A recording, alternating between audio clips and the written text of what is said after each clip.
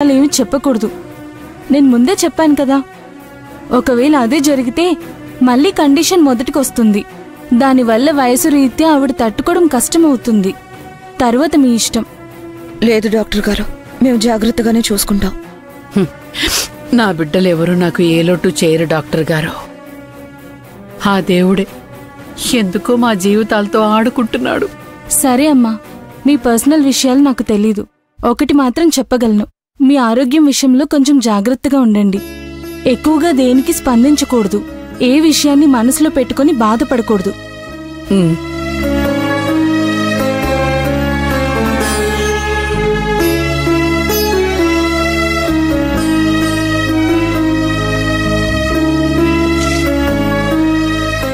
మహాలక్ష్మి గారు, నేనిచ్చే టాబ్లెట్స్ జాగ్రత్తగా వాడండి. ఏదేమైనప్పటికీ ఆవిడ ప్రశాంతంగా ఉండేలా చూసుకోండి.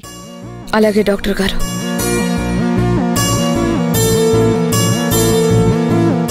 జాగ్రత్తమ్మా. వస్తానమ్మా.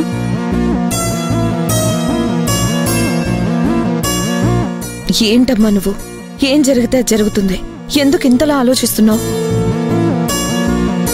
వాళ్ళేమి జీవితకాలం శత్రువులా ఉండిపోరమ్మా. కలిసే రోజు తొందరలోనే వస్తుంది. ఈ విధంగా బాధపడుతూ కూర్చుంటే నీకేమైనా అయితే మేమంతా ఏమైపోతాం చెప్పు?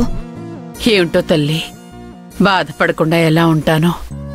కష్టపడి సంపాదించుకున్న ఆస్తి వాడు ఆ విధంగా తాకట్టు పెట్టాడు. దేని గురించి ఎక్కువగా ఆలోచించొద్దని డాక్టర్ గారు చెప్పారు కదా. ఏం జరిగినా వాళ్ళిద్దరే కాదు, వాళ్ళిద్దరితో పాటు నేను కూడా ఉన్నాను. నేను చూసుకుంటానమ్మా. వాళ్లలో ఎవరికి కష్టం వచ్చినా నష్టం వచ్చినా నేను మాత్రం తట్టుకోగలనా ఏంటి? అటువంటి పరిస్థితి అంటూ వస్తే నేను చేయగలిగింది నేను చేస్తాను. నువ్వు ఈ విషయాలన్నీ వదిలేసి రెస్ట్ తీసుకో.